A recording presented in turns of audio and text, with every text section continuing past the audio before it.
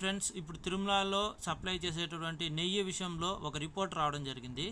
ఈ రిపోర్ట్లో ఏం చెప్తున్నారంటే స్టాండర్డ్ వాల్యూ 98 ఉండాల్సిన దానికంటే కూడా వచ్చిన శాంపుల్ వాల్యూ డిఫర్గా ఉన్నాయని చెప్తున్నారు. ఇక్కడ 5 రకాల టెస్టులు చేస్తారు. ఒకటి, దీంతో సోయాబీన్, సన్ఫ్లవర్, ఆలివ్ ఆయిల్ ఏమన్నా కలిపారా అని. రెండోది, coconut oil, palm kernel fat ఏమన్నా కలిపారా అని. మూడోది, పామ్ ఆయిల్ కలిపారా, బీఫ్ టాలో కలిపారా అని. నాలుగోది, లాడ్ కలిపారా అని. ఐదోది, టోటల్ ఫ్యాట్ కరెక్ట్గా ఉందా లేదా అన్నీ కలిపి అని చెప్పి 5 రకాల టెస్టులు చేయడం జరుగుతుంది. ఇక్కడ మనకు తెలియంది ఏంటంటే ఇక్కడ రిపోర్ట్స్ అయితే రాంగ్ వచ్చాయి.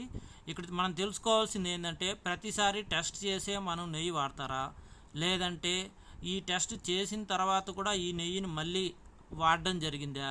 సో రిజల్ట్ రాంగ్ వచ్చిన తర్వాత ఈ నెయ్యిని పడేసారా, లేకపోతే ఫ్యూచర్లో ఇలా జరగకుండా ఉండడానికి ప్రతి నెల లేకపోతే వచ్చిన ప్రతిసారి రిపోర్టు మనకేమైనా పబ్లిక్ డొమైన్లో పెడతారా అని తెలుసుకోవాలనుకుంటున్నాను. మీరేమన్నా ఉంటే కామెంట్లో మెన్షన్ చేయండి.